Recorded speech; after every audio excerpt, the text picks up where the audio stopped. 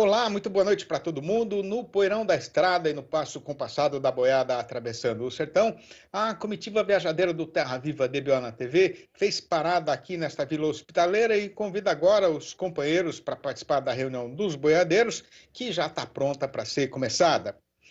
Para os amigos fazendeiros e para as amigas fazendeiras que estão chegando agora, o caso que tem para ser contado aqui, o nosso canal Terra Viva está fazendo agora, neste mês de agosto, aniversário de 15 anos da sua fundação. E para fazer a devida comemoração, a gente está preparando uma grande surpresa para todo mundo, né? Para não deixar passar em branco, evidentemente, essa ocasião que é da maior importância para a nossa história, né? Enquanto isso, a gente está fazendo aqui no nosso terreiro uma série especial com a reapresentação de reportagens e de entrevistas que tiveram destaque aqui na nossa programação. Pois então, conforme o companheiro boiadeiro acompanhou aqui desde o começo desta semana, a gente está mostrando como é que a integração entre lavoura e pecuária está fazendo uma verdadeira revolução na Fazenda Ressaca, que fica lá no município de Cáceres, no estado de Mato Grosso. E na quarta e derradeira parte dessa reportagem especial, que eu fiz com o repórter cinematográfico Paulo Watanabe, hoje o amigo vai ficar sabendo que, num curto espaço de tempo, já foram produzidas milhares de toneladas de grãos, enquanto a capacidade de suporte das áreas de pastagem da fazenda foi triplicada. Acompanhem.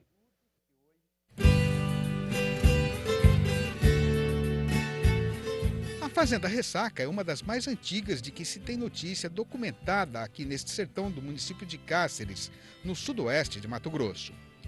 No tempo das antiqueras, a propriedade foi uma grande novidadeira na região, sendo pioneira na instalação de agroindústrias nesta parte do estado, que naquelas épocas não era mais do que uma boca de mato num ermo distante e praticamente desconhecido do resto do país. Hoje, por conta do trabalho de melhoramento genético da raça Nelore, que está sendo feito aqui já faz mais de 30 anos, desde que o grupo Grindene assumiu seu controle, a Ressaca é muito bem afamada no Brasil inteiro e até no estrangeiro.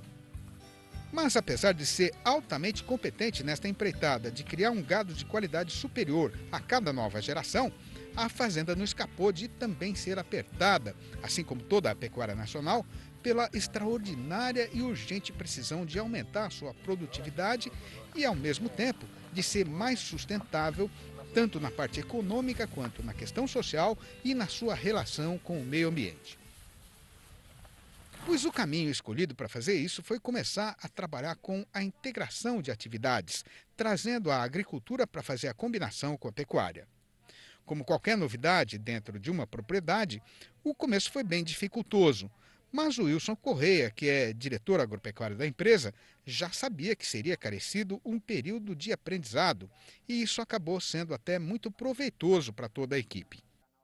O Sidney no primeiro ano ainda mudou muito pouco, porque a máquina não estava engrenada ainda, sabe? Época de chuva, época de plantio, erramos bastante. Acabei de falar que nós estamos aprendendo ainda.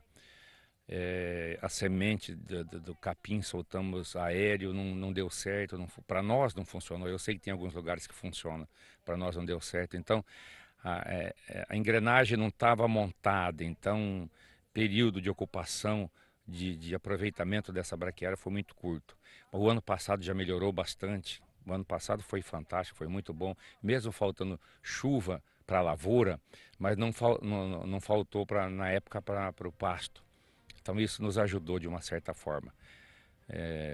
Mas é por aí. Eu acho que esse ano tudo corre bem, tá correndo maravilhosamente bem. Além de abrir um trieiro novo na parte que diz respeito ao rendimento econômico, a chegada da agricultura também ajudou a abrir mais ainda as porteiras da fazenda para os cientistas, para os pesquisadores em geral e para os alunos das escolas que formam os futuros profissionais do setor agropecuário.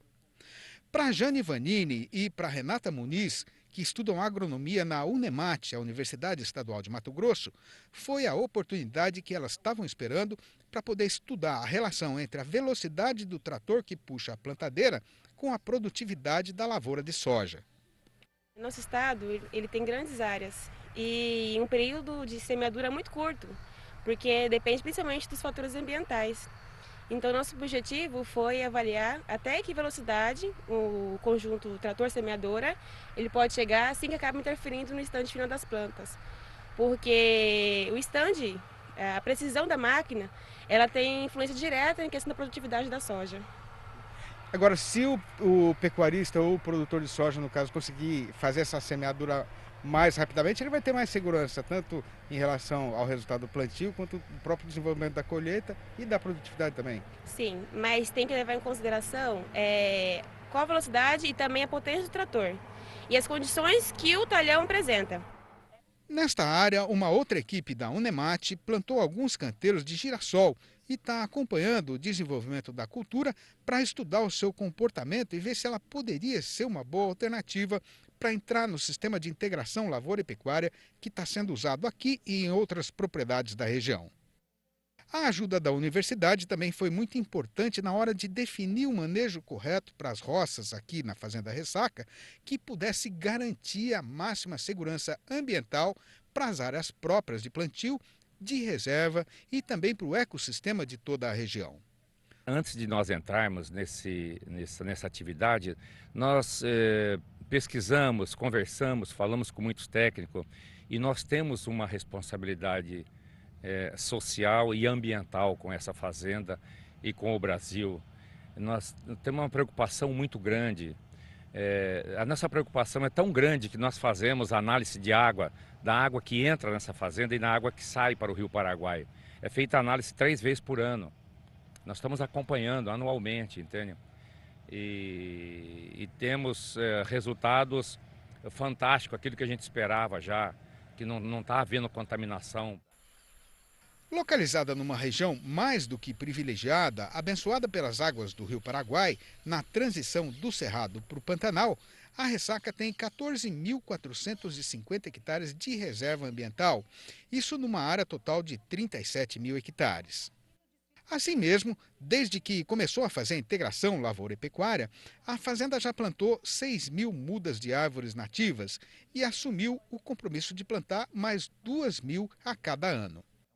Nesta safra de 2016 e 2017, na parte que foi apartada para a agricultura, o maior pedaço ficou com a soja, que ocupou pouco mais de 1.000 hectares. E o rendimento está sendo bem acima do que era esperado. Fantástico, fantástico, porque numa região que não tem tradição de lavoura, dificilmente, aqui é uma região totalmente pecuária e turismo, de pesca. Esse talhão que você está vendo aqui nas minhas costas, aqui estamos colhendo 70 sacos por hectare. Isso para nós aqui é fantástico, né? Não vamos ter isso de média, mas você colher 100 hectares dando 70 sacos por hectare, isso é muito bom. Para o milho foram destinados mais ou menos 160 hectares, sendo que parte vai ficar para a produção de grão e outra está sendo colhida agora para silagem.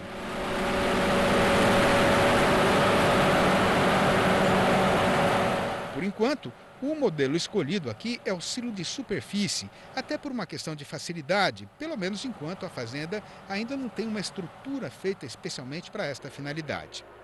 A ideia é produzir aqui alimento suficiente para manter todo o rebanho, incluindo reprodutores e animais de engorda, durante o período de pasto fraco.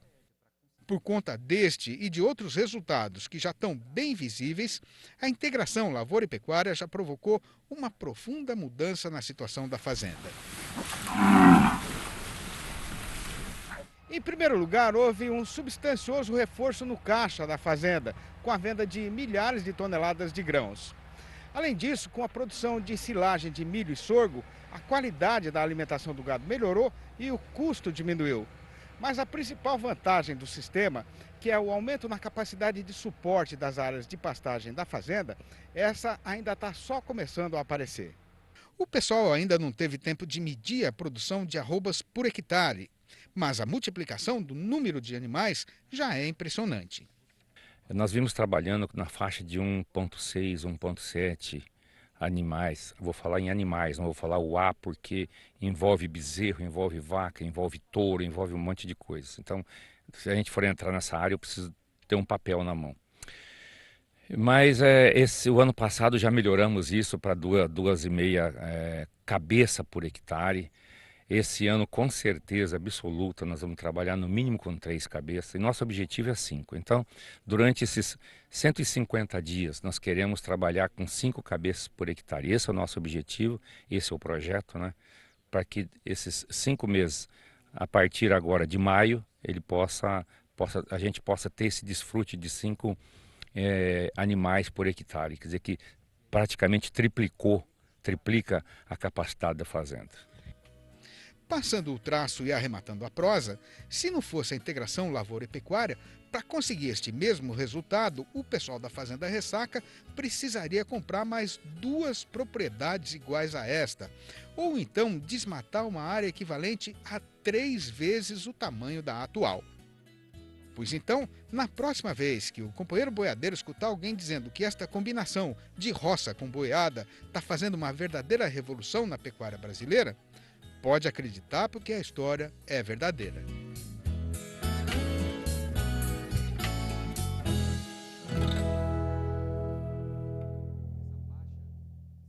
E estando agora bem na metade da jornada que foi combinada, a comitiva pede licença para fazer aqui uma parada ligeira para voltar logo em seguida. Aguarde.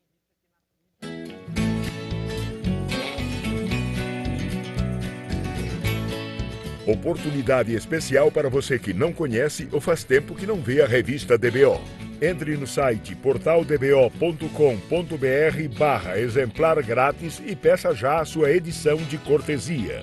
Leia a revista DBO e saiba porque ela é a publicação mais lida e respeitada na pecuária de corte.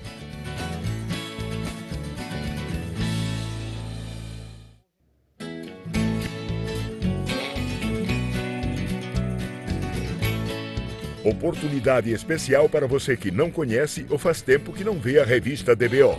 Entre no site portaldbo.com.br/exemplar grátis e peça já a sua edição de cortesia.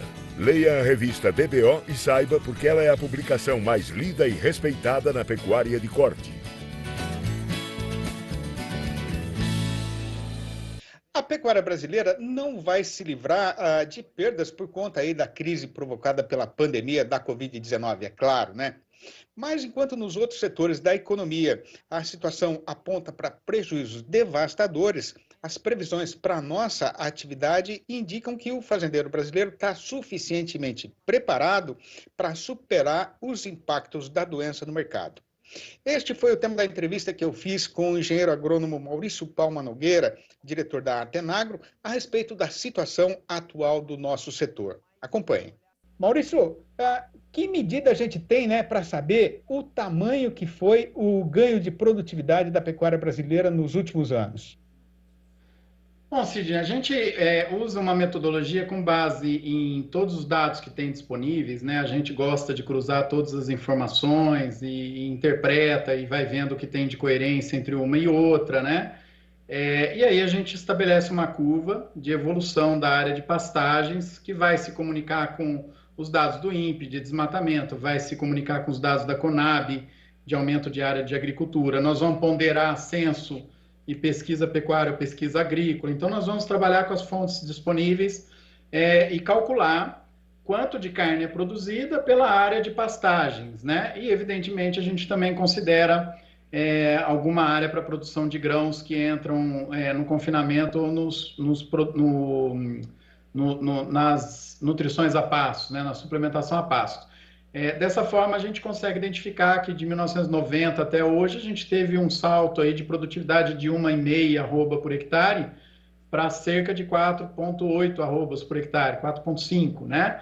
Parece muito, é muito, na verdade, mas a gente ainda tem uma produtividade muito baixa, né? Essa produtividade atual da média da pecuária, ela é 30% do que a gente consegue identificar no Rally da Pecuária, por exemplo. Então, a gente ainda tem muito para andar. Justamente isso, eu ia te perguntar mais para frente, mas vou adiantar essa pergunta já agora, né? Quer dizer, você comparando com países aí que disputam com a gente espaço no mercado internacional, a nossa produtividade ainda está muito baixa, né? Quer dizer, tem chão para a gente vencer ainda, né, Maurício, nessa parte de produtividade? Olha, Sidney, aí que está uma informação bem interessante. Obrigado por ter tocado. Quando a gente compara a produtividade zootécnica, né, o desempenho do animal, de fato, a gente está muito aquém de outros países. Mas quando a gente considera a área de pasto, o Brasil está na frente. Aí a gente vai perder para alguns países europeus, né? Alemanha, França, Irlanda, lá eles confinam muito, tem uma área pequena. Mas quando a gente considera, por exemplo, a cria nos Estados Unidos, feita em regiões desérticas, ou lá na Austrália, aí o Brasil é mais produtivo por área do que Estados Unidos e Austrália, né? Nós vamos ter uma confusão com os dados da Índia, né, que a gente sempre tem dúvida, mas provavelmente o Brasil é mais produtivo do que a Índia. Então, por área, nós estamos na frente dos nossos concorrentes. Em termos zootécnicos, aí a gente perde para a Austrália, Estados Unidos, Europa e ganha da Índia. Fica tranquilo. Agora, com o aumento da produtividade da pecuária brasileira, Maurício, o que aconteceu com a área que a atividade ocupa? Bom, nós temos uma área que é muito bem identificada, que ela foi repassada para a agricultura, né? Inclusive, nós temos uma dificuldade metodológica quando a gente quer comparar o que está em integração. Como é que nós vamos considerar isso? Como agricultura ou como pastagem, né? E existem dados aí de 12 a 15 milhões de hectares em integração, embora a gente faça uma ressalva com relação a que tipo de integração está sendo feita. É integração mesmo ou é plantio de pasto com agricultura, né? Enfim, e aí uma área que causa maior ainda confusão entre os dados, que é aquela área que já passou por degradação. Então ela foi degradada e virou mato de novo. Ela está em regeneração. É interessante essa área, que ela hoje é a maior fonte de dúvidas com os dados disponíveis com relação à pastagem. Inclusive, muitos estudos que estão falando em degradação estão tratando a área já degradada como estatística para prevenir degradação. Isso já aconteceu, né? Então, mais ou menos entre 50 a 70 milhões de hectares, de 1985 até hoje, voltaram a entrar em regeneração, né? Algum estágio que eles estão aí de mato, seja no estágio inicial, secundário, ou já cumpriu todo o ciclo e virou mato de novo. Como em regiões amazônicas, por exemplo, isso acontece com maior velocidade. Agora, quando a gente fala em áreas em regeneração, né, parece que é um negócio legal que a gente está devolvendo para a natureza, né? Mas isso também não é um sinônimo aí de, digamos assim, um certo fracasso de pelo menos uma parte dos pecuaristas brasileiros que não souberam tirar o máximo de produtividade e evitar essa degradação ou essa volta do mato, digamos assim? Exatamente, Sidney. É isso que a gente precisa interpretar com cautela. Do ponto de vista ambiental, em balanço de carbono, embora ninguém goste de considerar isso, dos que trabalham com pesquisa em relação a esse assunto, isso é um ativo, né? Por quê? Porque essa área não tem mais bovino emitindo carbono, emitindo metano, e ela tem vegetação sendo reconstituída, então ela acumula carbono. Em termos sustentáveis, que aí envolve economia e social, ela é insustentável, justamente pelos itens que você apontou, né? Então é um fracasso, né, do ponto de vista de manejo, e nós temos aí um impacto muito grande, principalmente no pequeno produtor. Agora, de qualquer maneira, né, Maurício, o Brasil ainda tem uma área de pastagens degradadas que é absolutamente gigantesca, né? O que a gente precisa fazer para evitar a degradação total e tirar o melhor que a gente pode tirar dessas áreas, em termos de produção? Então, Sidney, primeiro a gente tem que qualificar a degradação, né? Nós ainda temos um problema, não é um problema conceitual, é como que nós vamos optar para trabalhar o conceito de degradação, né? Eu uso muitos dados de um pesquisador lá da Embrapa de Belém, que eu gosto bastante da metodologia que ele trabalha, e a gente vai a campo sem poder avaliar a realidade da fazenda. Então, a gente vai avaliar o pasto em si, né? Então, qualificando, a gente vai saber que nível de degradação o pasto está. Então, nós temos uma quantidade em degradação, mas essa quantidade degradada, ela é menor, né? Em estágio avançado de degradação. Não aquele que já passou pela degradação.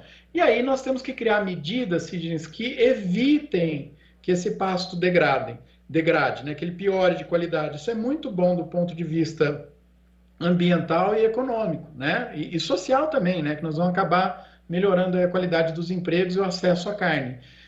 E essas técnicas a gente tem que trabalhar manejo de pastagem, recomposição de nutriente de solo, controle de plantas invasoras. Então, é um pacote tecnológico que a gente tem que começar a implementar nas fazendas para evitar essa área se degrade. Sempre a degradação ou qualquer outro item que minimize resultado, ele é mais impactante no pequeno do que no grande produtor. Por isso, sempre eu reforço a preocupação aí com os pequenos produtores.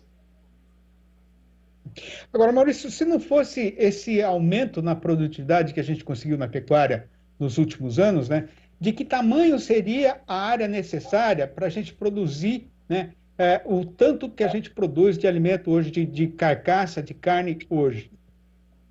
Essa é uma conta bem interessante, Sidney. Ela foi feita a primeira vez lá pelo Geraldo Marta Júnior, da Embrapa, que a gente chama de efeito substituição, né? E aí a gente faz o cálculo em cima dos dados, ele usou o censo, né? Porque pesquisa tem que usar dados oficiais, dados confirmados. Então ele usou o censo do IBGE, que é periódico. A gente, né, como trabalha com consultoria, atualiza com os dados que a gente tem, explica como que a gente chegou neles. Se eu pegar a produtividade de 1990 e considerar que nós vamos produzir com aquela produtividade, a quantidade de carne de 2019, a gente ocuparia hoje 430 milhões de hectares de pastagem, né? Enquanto hoje a gente está ocupando aí cerca de 162 milhões de hectares de pastagens. Tá certo. Bom, quer dizer, resumindo rapidamente para a gente arrematar a prosa, né? O Brasil, a pecuária brasileira precisa derrubar a floresta para crescer? De jeito nenhum. Pelo contrário, a gente tem um grupo discutindo desmatamento zero, nós estamos falando de desmatamento negativo.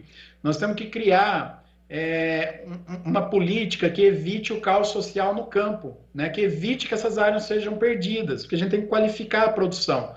Nós não precisamos desmatar, mas essa discussão, Sidney, ela não pode levar a gente a um debate com relação à legalidade. Nós temos um código florestal no Brasil, e dentro desse código florestal, que é muito exigente, nós temos parte da área que estão dentro de algumas fazendas que ainda poderiam ser desmatadas, né? E isso a gente tem que garantir esse direito por lei, porque nós temos uma lei que foi aprovada no Congresso brasileiro, pode criticar ou não, na democracia quem define as leis e as regras é sempre o Congresso. E estando terminada a empreitada, a gente faz aqui a despedida e começa a nossa viagem de volta lá para as nossas paragens, mas já fica prometida e marcada a volta do Terra Viva DBO na TV para amanhã, nos nossos horários de costume, às 6h30 da manhã e às 7h45 da noite. Um abraço para todo mundo e até lá então.